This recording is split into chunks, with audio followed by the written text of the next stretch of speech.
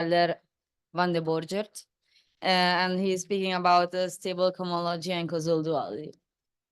Great, thanks. So thanks for those that returned, and for those that are just showing up.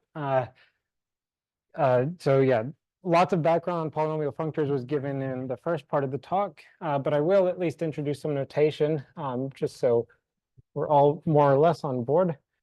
So this notation is what I've been using. So pol is the full category of polynomial functors. It decomposes as a direct sum into homogeneous pieces. So these are degree D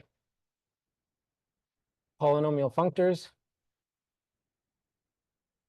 And from the previous time, so I talked about how the building blocks, there are kind of two perspectives on how to build these objects. Well, there's more than two, but the two that I want to talk about today, well, I won't say much on the first one, but in the first talk, the first set of building blocks, you can think about trying to filter an arbitrary polynomial functor in such a way that the associated graded pieces are these simple subfunctors that I was talking about before. So, so the building blocks are these objects L sub lambda, which can be viewed as subfunctors of Schur functors in general, and they're the unique simple subfunctors that sit inside of here, an arbitrary characteristic. Or secondly, instead of, again, the idea of filtering something is that you're kind of doing a sequence of successive under approximations. You can alternatively think about trying to over approximate. And so on the other hand, every polynomial functor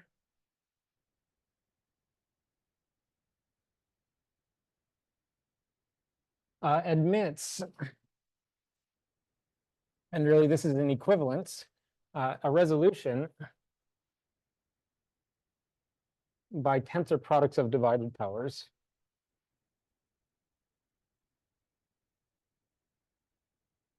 Right. And so divided powers, it turns out that tensor products of divided powers are actually projective objects in this category. So this is kind of a good choice of resolution objects, or good choice of objects to choose your resolutions to be built by. And I wanted to give an example of the second perspective. I gave one at the end last time, but just to kind of see that you can build even more interesting things. As one case, so the second exterior power, that was my kind of first example of a polynomial functor. And you can always surject onto this by doing the first divided power tensored with the first divided power. All right.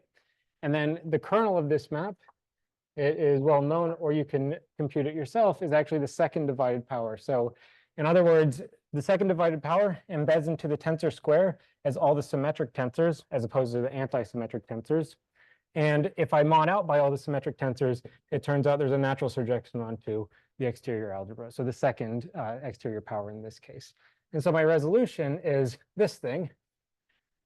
All right. And so this would be an example of this. As another, maybe more interesting, so this example is true actually just over the integers. This is a perfectly valid projective resolution. If you want to start modifying the characteristic, so if the characteristic is 2 instead, some of you may know that the second Frobenius power is a polynomial functor of degree 2. The reason this is true, if you go by the old definition from last time, when I apply the F2 to a matrix, it just formally squares all the entries, which is certainly degree 2, a homogeneous degree 2 operation.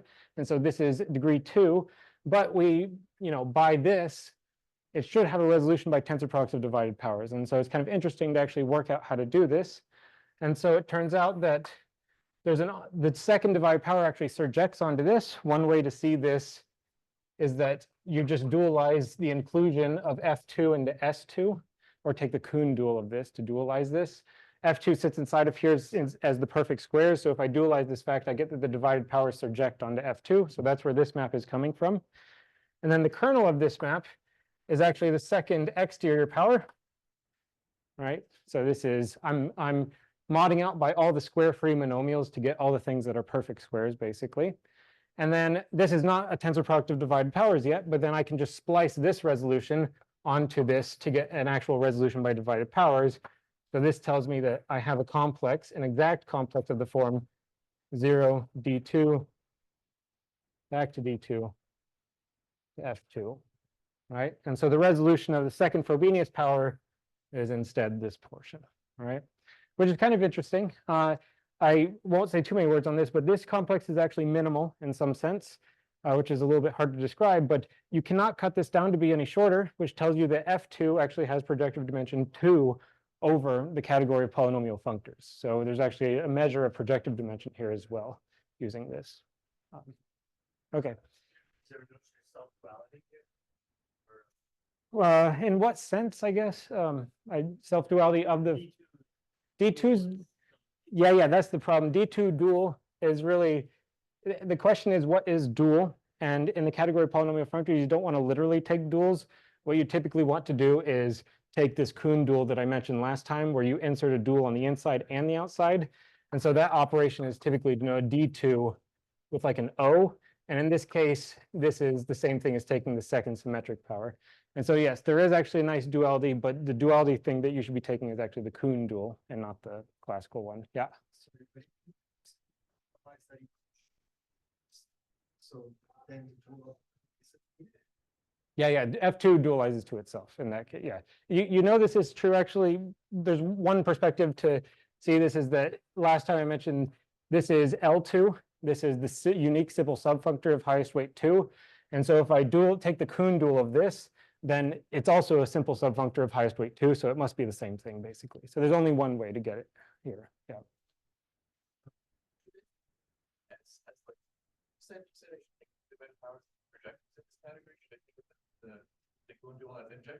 Yeah. So the S2s are literally injectives. Yeah, you can also talk about injective resolutions by these. Other questions? Okay. So I also mentioned how this perspective is kind of nice because if you know that your category is in some sense, not in some sense, but kind of literally built by these tensor products of divided powers, it allows you to extend functors that are easily defined at the level of divided powers to all possible polynomial functors. And so a key example of this is kind of the first half of the title is something called the Koszul duality functor. Right, so what is this? Well, I'll use the notation theta to denote it, and it's a category that goes from degree D polynomial functors back to degree D polynomial functors. And I'm distracted. Why do people talk so loud? Anyway, so it goes from degree D polynomial functors back to degree D polynomial functors. And really there's a few ways to define it, but it's kind of interesting because all the ways to define it kind of hinge off the fact that it's easy to define it for divided powers. And then you just say, well, everything else can be built by divided powers. So you can kind of implicitly deduce how to do it for everything else. And so there's two perspectives here as well. So the first one I'll actually say some words about. So the first one is to kind of use the sign involution on the group ring of just the symmetric group. So I'll write it as like KSN. So also just as did this last time, K is an algebraically closed field whenever it's convenient. Otherwise it's not, but everything should be projective. Okay. So you can use the sign involution, and I'm going to say some more words on this. It's actually a strikingly concrete way of doing it. The second one is the more elegant way, but requires a lot more machinery, and it's to use something called an internal tensor product functor.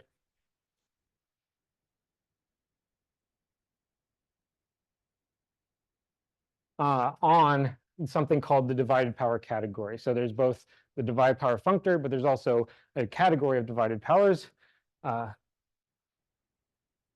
And there's an equivalence between polynomial functors and representations of the divided power category as well. These are there's just a whole bunch of different ways to repackage this information of a polynomial functor. And if you want more on this perspective, this is actually fairly recent. This is due to Henning Krause in 2012. All right. So I'm going to focus on this one because it's amazingly concrete, and this was kind of the original one that Akin and Buxbaum were using when they thought about this.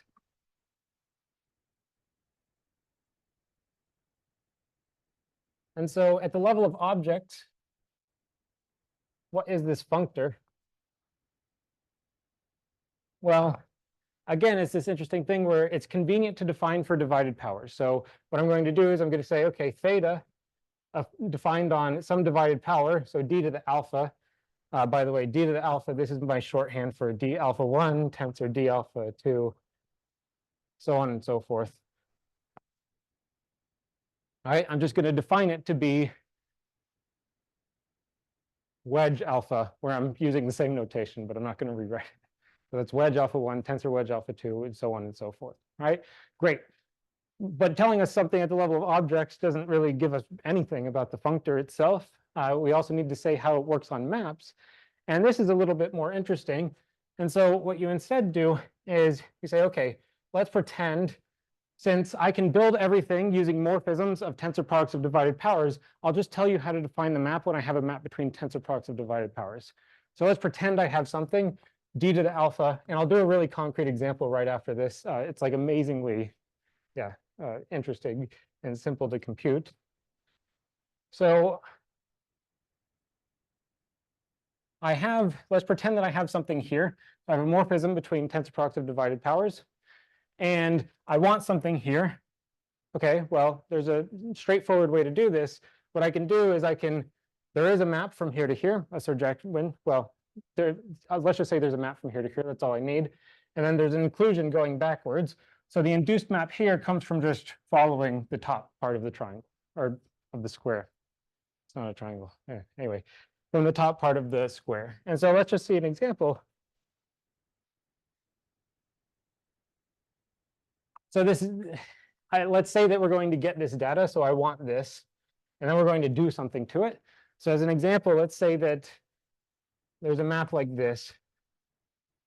So what I can do is I'm going to do co-multiplication on this term and then multiply over on the other term. All right, so in other words, this says I have, say, E1, E2, tensor E3, and it maps it to just E1 tensor E2, E3, plus E2 tensor E1, E3, where E's are coming from some choice of basis here, right?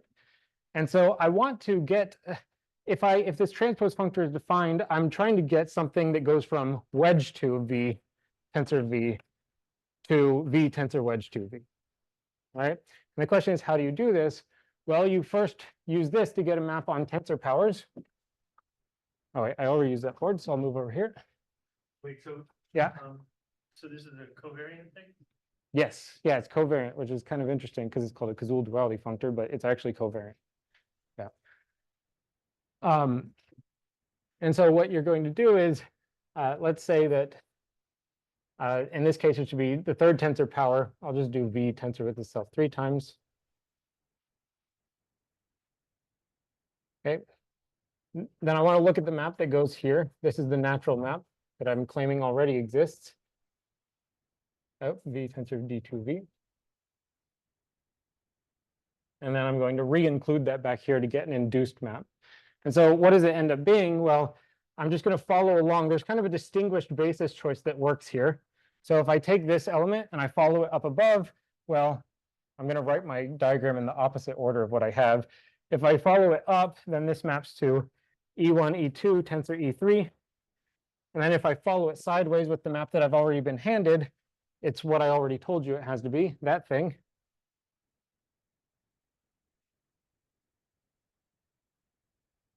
And then I want to go backwards to get back inside of the tensor power. And so I get E1. So I know for a second, this just seems very technical. There's going to be a point here, though, and it's going to be magic. So E1, E2. So if I embed this inside of here, I have to embed it as this portion as a symmetric tensor. And so that gives me the following.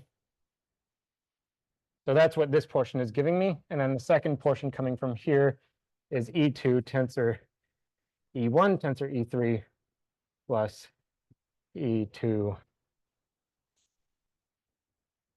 Okay. Great. So what have we accomplished here? I want to now look at this piece of the map. One way I can repackage this is this map is actually operating by an element of the group algebra, or in this case, S3. One way to see this is, think about this. This is, what is this first element? Well, it's like I've acted by the identity permutation on that thing, right? It's just the identity on E1 tensor E2 tensor E3. Great. This one's not the identity, right? It's switching the 2 and the 3, so it's like I've acted by 2, 3 on this thing, right? Similar thing here. I acted by, I guess I just swapped the first 2 in that case. And finally, for the last one, that's wrong. That should be 1. And so for the last one, then I guess now I finally acted by the cyclic permutation 1, 2, 3. So in other words, this map, if I followed this diagram along, I actually get an induced element of the group algebra of the symmetric group, right? Because this is literally, I can identify this with the element that's the identity. I'll just write it as identity plus 1, 2 plus 2, 3 plus 1, 2, 3, right? So this is all cyclic permutation notation.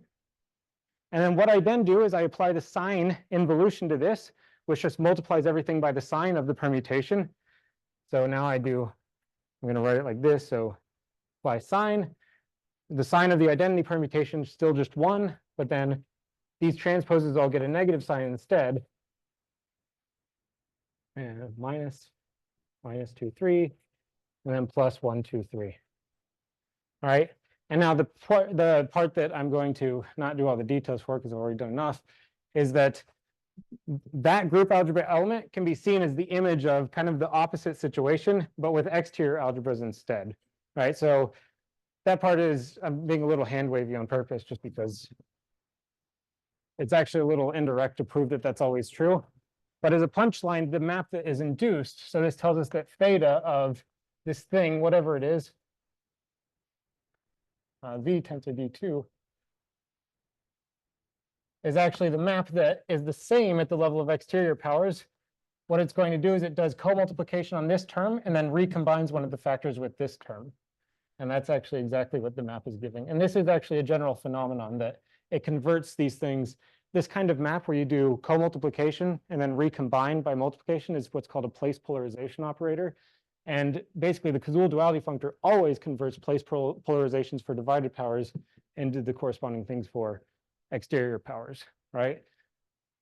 Any map of divided power functors that has a group algebra element associated by this. Exactly.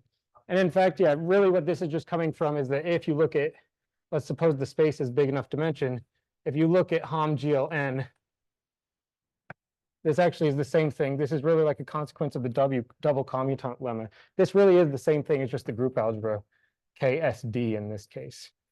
So actually, every map like this is going to induce an element of the symmetric, or an element of this group algebra, right? And so this is how you get it. Great. So maybe that wasn't enlightening. Maybe it was. But the point here is that it's actually surprisingly concrete. Maybe the process itself is painful. But actually, all you really need to know is what I said before about how these types of maps get converted into these types of maps. And that actually tells you pretty much everything you would ever want to know about this category. So just as an example, well, actually, no, this was my example. I want to list just a few facts. So facts about this functor that are not immediately obvious. This is where Krauss's reinterpretation is particularly useful. So the first one is that theta is always right exact. Using this definition is not so clear. The second definition, though, yeah. All the way, yeah, I guess, yeah, okay. So it's right exact. Not so clear from the perspective I gave here, but the second perspective, if it's induced by a tensor product, that's of course going to be right exact. And the second thing is, actually, let me restrict to characteristic 0. So in characteristic 0, you can say even more. It's actually just straight up exact. It's an exact and monoidal functor.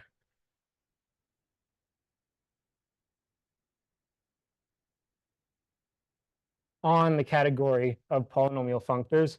Remember, this has a monoidal functor by just taking the exterior tensor product between objects. And so this is really useful because, for instance, it says that, sorry, I covered it up again. So if you have, say, modules over the symmetric algebra, aka modules over a polynomial ring, you can always apply a transpose functor, and this will give you instead modules over the exterior algebra. And so this is one way to convert and is an explicit way to kind of realize Koszul duality. If you have a resolution over the symmetric algebra, you'll get a resolution over the exterior algebra by applying this Koszul duality functor. And actually, it's not typically called the Koszul duality functor in characteristic 0. It's called the transpose functor.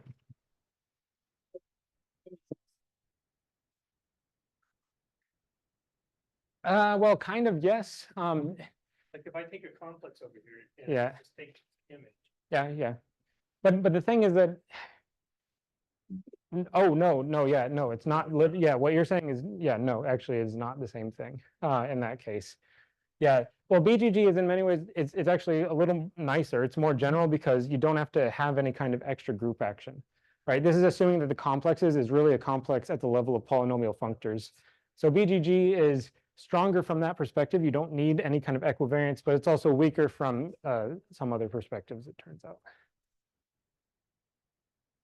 Other questions?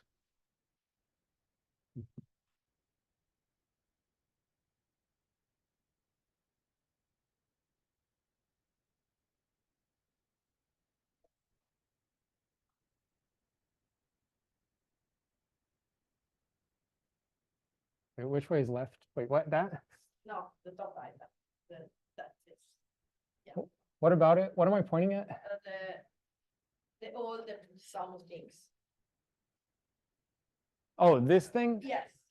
Oh, the point is that if I'm basically just recording the permutation I need to act by to get that tensor element.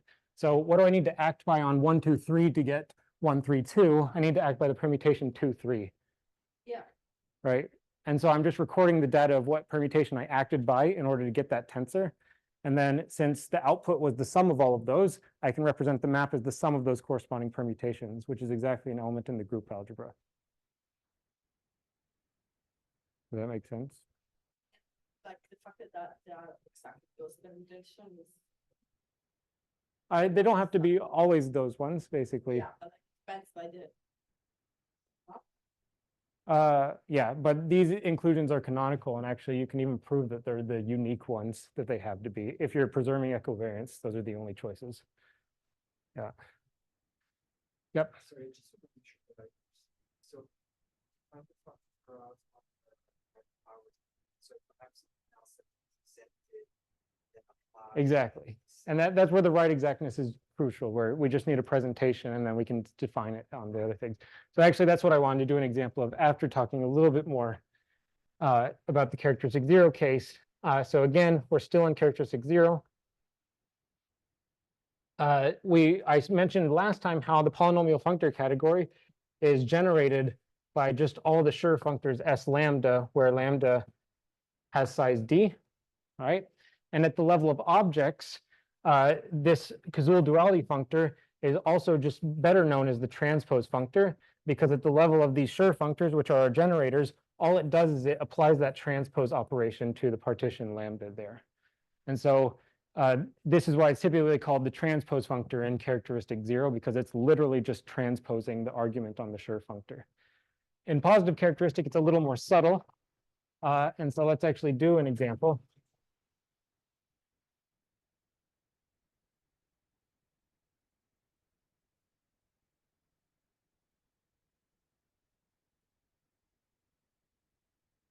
So let's say characteristic is 2.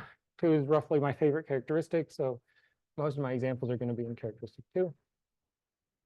So we got a Frobenius functor, F2. Luckily, we wrote down a projective resolution already. And in fact, I'm just going to cut it off right here. Well, I guess I don't actually need to do that. Let's just do the whole thing. And D2 here, right? So I want to compute basically this thing.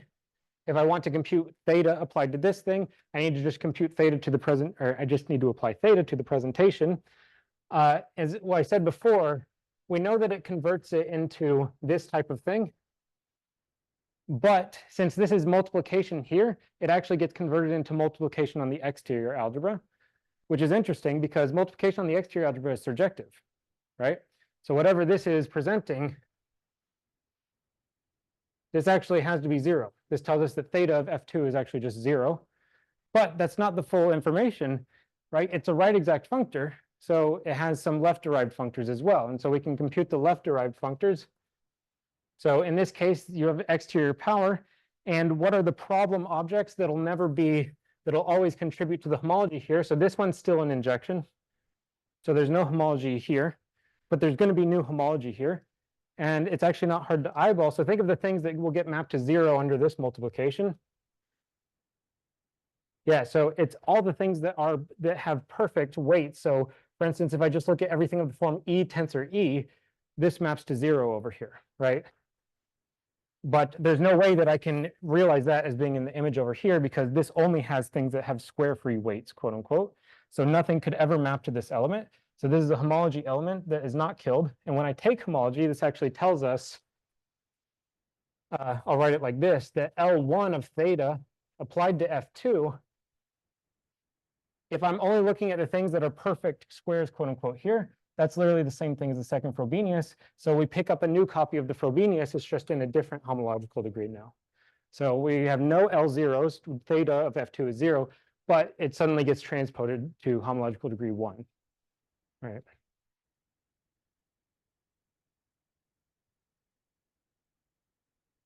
Yeah, okay.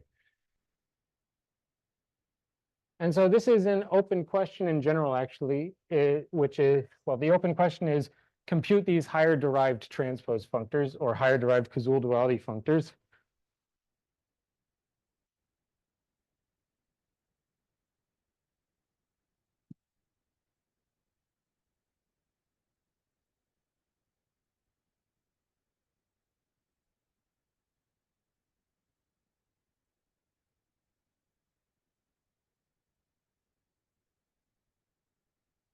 Great, so this is another hopelessly open question, but you can make some restrictions. So there are a few special classes that we could plug in. So recall that Weil functors are coming from Schur functors. They're the Kuhn dual elements. So W lambda is defined to be, I'm going to use that same Kuhn dual notation. So again, it inserts a dual inside and then dualizes again on the outside. So Weil functors, it turns out, have no higher derived Koszul duality functors.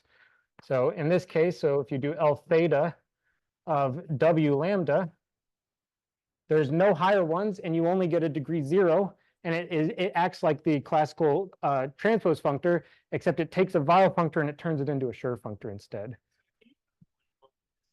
Oh, just the left derived functor of it. Sorry. Yeah. I should write that though. No. So L theta is the derived Koszul duality functor.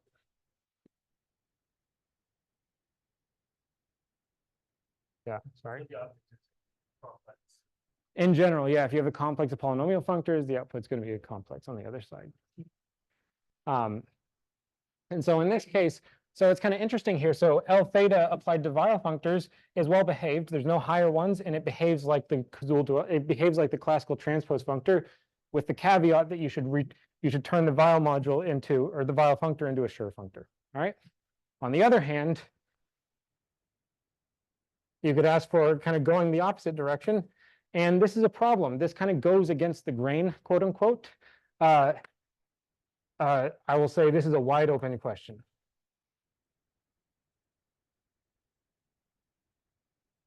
All right, so you kind of see here, like, you might think that this Kuhn dual operation is in many ways just kind of, it's just the same thing, just a slightly different perspective. But actually, no, from the perspective of the Koszul duality functor, these are vastly different objects. They're like, they're not even remotely related in an arbitrary characteristic. It's very strange.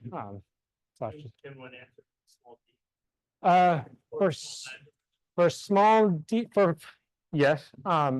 Let me write some examples, actually. That's where I was going anyway, so that's a good question.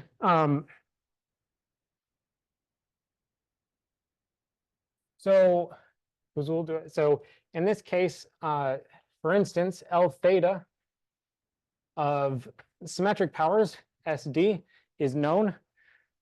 I'm not going to say how to, it's actually like, it's really complicated, actually. So an easier way to say this is, it turns out this is the same thing as taking X over the divided power algebra, say on V. So this is a complex of functors in general. I'm going to plug in a vector space. And you could ask, what is this doing? Well, it turns out it's actually Rhom over the divided power algebra of K against K, right? And so one way to compute this is, if you're in positive characteristic, this divided power algebra looks like an infinite tensor product of basically just complete intersection rings. And we can compute this X by using, say, an Eisenbud-Shamash construction, and then just restrict to graded pieces, and you'll recover these derived functors. And that's actually exactly how it was done classically. And that's why it's only one of the only cases where it's known explicitly, is because we can rely on commutative algebra to do it. But in general, yeah, it's very hard. So yeah, this is one good case. Yeah, even hooks, not known. Like the D1 to the A terms, not known. This is really one of the only cases where it's like nicely known. I guess I'll say that this pattern, suppose that you insert a Frobenius copy onto the functor. Notice over here, like this is like Frobenius applied to, say, the first divided power or something. And somehow the Frobenius got pulled out front, but with the cost of adding some extra homological shifts. And this is also true in general, that this is the same thing as just L theta. Oh, sorry, let me write this correctly. As applying the Frobenius to L theta applied to the original polynomial functor. And then you need to shift it. So this is going to be homological shift by negative d times p minus 1, where p is the characteristic. P is that coming from fp there, right? So there's some kind of, some stuff is nice, some things are known. This formula is not completely satisfactory because it's still kind of assuming you know the data of the higher derived functors of p, but it's at least a nice kind of thing where I mentioned the Steinberg tensor product theorem recently. It still tells you that if you want to compute the Koszul duality functor on arbitrary simples, you only need to do it for p restricted, because this formula tells you how to do it in general after that. Okay. Actually, yeah, it actually literally is. So yes, the paper of Krauss talks about how, I think the better way, the better terminology is that it's more technically should be a Ringel duality functor, but it does exhibit Serre duality. But I don't know the exact details about this right now. So, but yes, actually, there's a nice framework you can put that in. Other questions? Am I on time? Okay, good. Okay.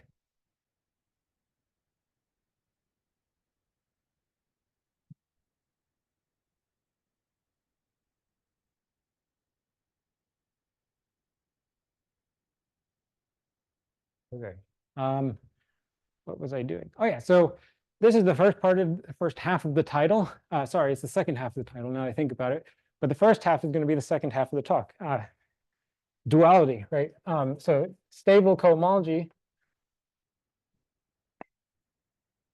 is kind of the next thing I want to get into. So this seems strange. It might seem completely unrelated, but it turns out these things are the same, which is going to be kind of the main theorem.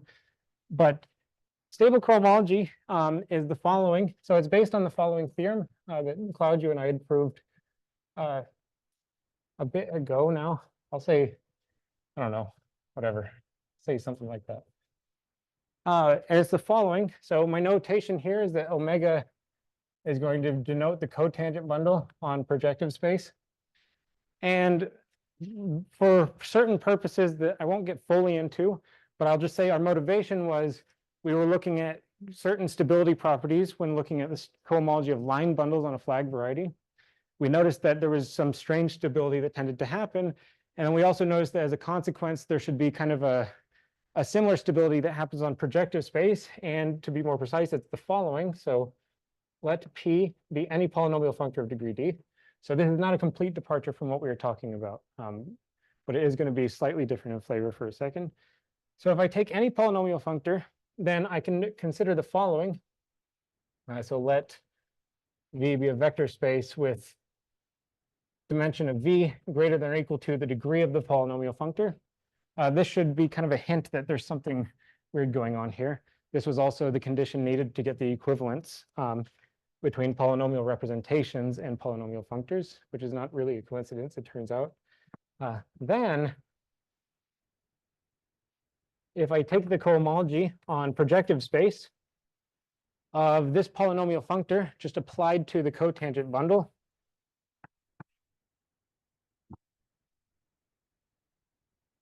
is a trivial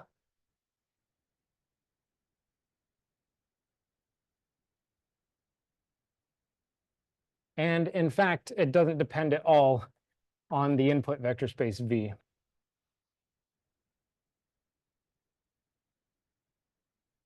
Another way of saying this is that this cohomology, a priori, if you're familiar with this terminology, right, this is a GL variety. It has an action by the general linear group.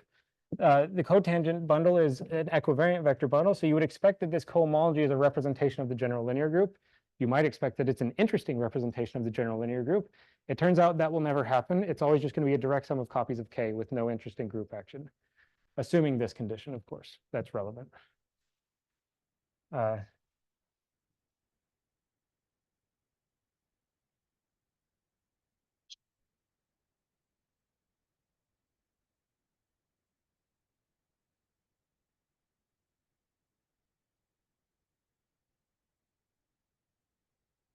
I don't know. Potentially, I didn't think about it. Basically, all you really need is, all right, if you assume that this really hinges off the fact that if you take exterior powers of the cotangent bundle that aren't too high and you take cohomology of that, it's just a single copy of K on projective space. So if you know, for instance, that sufficiently small exterior powers of the cotangent bundle are trivial representations, then the same proof would work here. So maybe, but probably not always.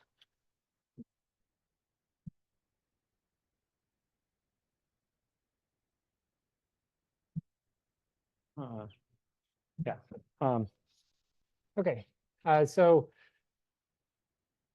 actually, so I'll just do one of the examples that is kind of the key here that I was just alluding to is that if your polynomial functor is, say, just the exterior power, and you take this, then it's actually a good exercise to show that this is concentrated in only a single degree, right? So it's equal to just the underlying field or ring, whatever, K, if I is equal to D, and it's 0 otherwise, right?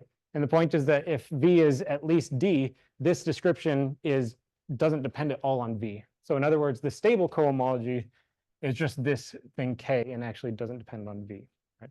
So the notation we would use for this is that HI stable of wedge D omega is equal to that thing. Since we, again, don't need to actually reference the ambient vector space anymore.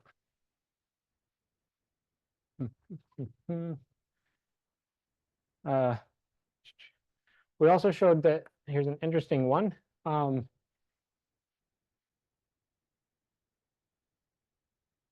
Suppose that I input a Weil functor instead, and I want to compute its stable cohomology. Another striking fact is that this is non-zero if and only if lambda is just 1 to the D for some D. So this is also, there's something strange going on here. Over here, I was talking about how the most well-behaved functors with respect to Koszul duality are somehow the Weil functors, and you only get something that's a Schur functor. And on here, if the only things that are most well-behaved for the stable cohomology actually are Weil functors somehow. And it turns out this is not a coincidence, and the hint to this is the following fact. Sorry, I'm looking at time. Yeah, exactly. What is it? Oh, well, actually, if you know that it's non-zero, if and only if it's equal to that, then the answer is that. Yeah, it's just a single copy of. Yeah, exactly. Which is, yeah, literally. Yeah, sorry. Yeah, exactly. W1 to the D is the exterior power. Yeah. So in some sense, all the other Weil functors are not giving anything. Wait, I'm already holding an eraser. Cool. Okay.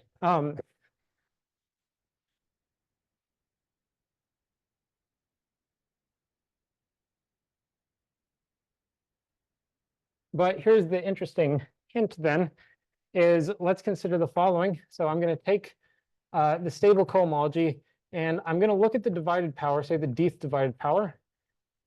And instead of just inputting omega, I want to insert an extra copy of a vector space W. This is just some vector space, not at all related to the original 1V. I'm just taking this and I'm inputting it inside of here. Notice the output here actually will depend on W. So this will be an interesting representation of W, but not of V, GLV, I should say. All right. And so you may ask, how can I compute this? Well, if you're familiar with this, this thing admits what's called a Cauchy decomposition up to filtration. So this admits a filtration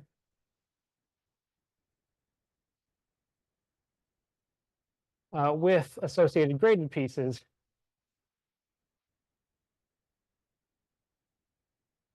of the form. It's going to be a tensor product of Weyl functors. So it's going to be W lambda omega tensored with W lambda of, oh, good thing that's a math blackboard W. Okay. W lambda of W. But this is interesting. So if I can filter something, and this, knowing the cohomology of the filtration pieces doesn't tell me all the data I want. However, in this case, it does, because there's only one case where any of those filtration factors contributes cohomology. It's if and only if lambda is equal to 1 to the d, right? So the only factor here that contributes cohomology is exactly just the one that's of the form lambda equals 1 to the d. So in other words, wedge d of omega tensored with wedge d of W. But then if you recall, this cohomology is just a single copy of K. And so what this is telling me is that when I take the stable cohomology of this thing,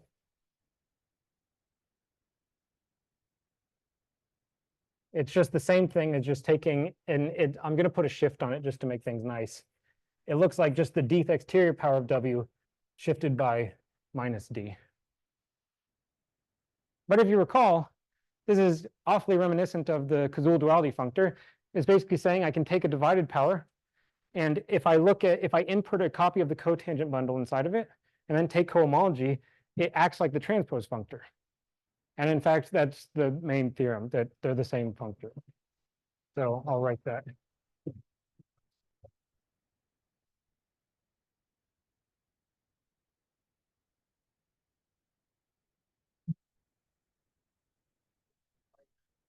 On divided powers. Yeah. So in anyways, this is the proof, more or less. Yeah, exactly. Like you just need to show it here. And then it's like, well, these build everything else, so we know everything else. There's some, but not that much extra detail that you need. And it's the following. So let P be any polynomial functor.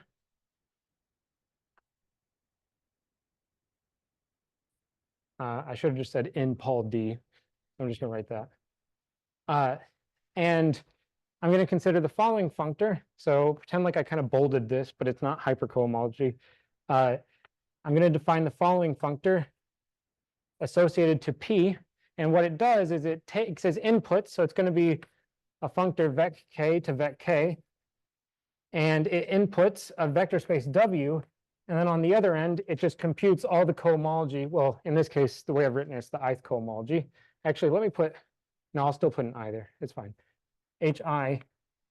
And then I just compute the stable cohomology of omega tensor with W. So in other words, it's exactly what I did with the divided powers. I take the polynomial functor, and the only thing I'm going to do is I'm going to insert a copy of the cotangent bundle. So I'm taking an internal tensor product in many ways. And then I take cohomology. And it turns out this functor is literally the same, depending on your definition of literally, it is basically the same as the Koszul duality functor up to a shift. And you should suspect that there's some kind of shift, right? Because cohomology is actually contravariant, whereas the stable cohomology was covariant. So there should be some kind of negation that happens, and that's exactly what happens. Then this stable cohomology functor of P is the same thing as just the left-derived theta functor, the LD minus I theta-derived functor applied to P. All right. How much time do I have? So this might not seem like much, but man, it implies immediately a whole bunch of results that we had thought about for a long time. So the first one is the following.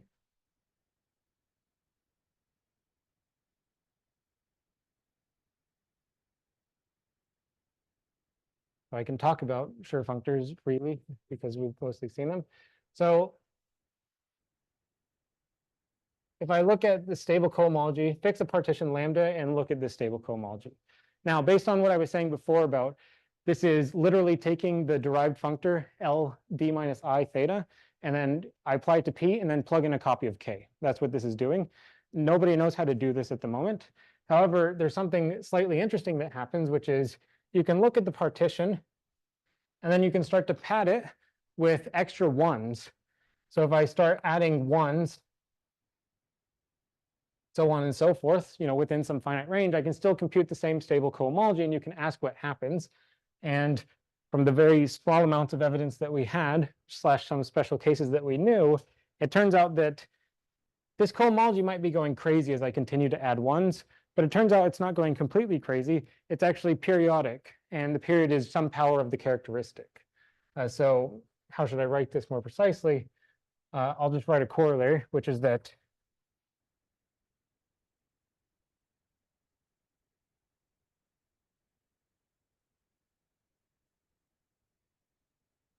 maybe I shouldn't put a D there. I'll put I guess P to the K, actually. Just some power of P is just equal to the original stable cohomology of S lambda omega, assuming that P to the K is at least equal to the size of the partition lambda, right? So again, if you're familiar with representation stability, this is what happens in positive characteristic. You can't ask that things completely stabilize. You should only ask that things kind of periodically stabilize, that you start getting the same thing popping up over and over and over again. And that's what happens in this case. And then the last thing is related to these extension groups that I mentioned in the pre-talk. But if you were not in the pre-talk, there is a notion of extension groups, which is just the same thing as taking U to X between polynomial functors. And one of the open questions of Akeen and Buchsbaum. So they realized that just computing all X between polynomial functors was hopeless. However, they said maybe it's not completely hopeless for some cases. And they said, how do you compute X between Weil functors corresponding just to hooks, just the hook case? All right. And this is, an innocuous question, but it was, as you can see, it was not solved. But it turns out if you combine our material, the stable cohomology material, with one extra result that we can prove, then it actually solves this problem. What's your question next? I have that as well. Compute, just compute it. We don't even know the candidate answer, right? It's just compute it, please. So the theorem is that we can compute this. And it's actually hinging off the following fact. So if I compute xi between these things, there's a weird rotation invariance phenomenon that happens. So this is the same thing, it turns out, as computing x. This is x in the category of polynomial functors, whatever. Put that there. This is the same thing as doing this 1 to the b minus 1. Okay, so this might seem like an innocuous statement, but what this is telling you is that, so if I look at, say, here's a hook, a generic hook. Here's another generic-ish hook. All right, what this is saying is that this rotation phenomenon is that if I take one thing off of the column and then move it to the row, so mark one thing off, mark one thing off there, and then move it over to the row, that this doesn't actually change the extensions, which is interesting, but it's even more interesting once you think about the fact that you can just continue to do this until you get something of the form x to I of some divided power, right, d to the a plus b against the Weil functor, whatever the invariant should be. Oof, I didn't actually write this. Something like add it enough until it works, whatever it should be. Whatever the parameter should be until you twist it until it's just a divided power on this side. So some hook over here. Oh, no omega there. Sorry. how many times do I need to twist this before this becomes a single row, basically? That's how much I need to add there. All right, let's just think about it. B, okay, good. A plus B, sorry. 1 to the B minus B. That wasn't so hard. Okay, maybe plus or minus 1. And now you may say, okay, great. But it turns out this is the same thing as taking the Koszul duality functor and then plugging in a copy of K. And so luckily in the paper with CloudU, this is the same thing as the stable cohomology of a hook Schur functor corresponding to, and we computed this in all characteristics. So it solves the X problem as well. So I will end there.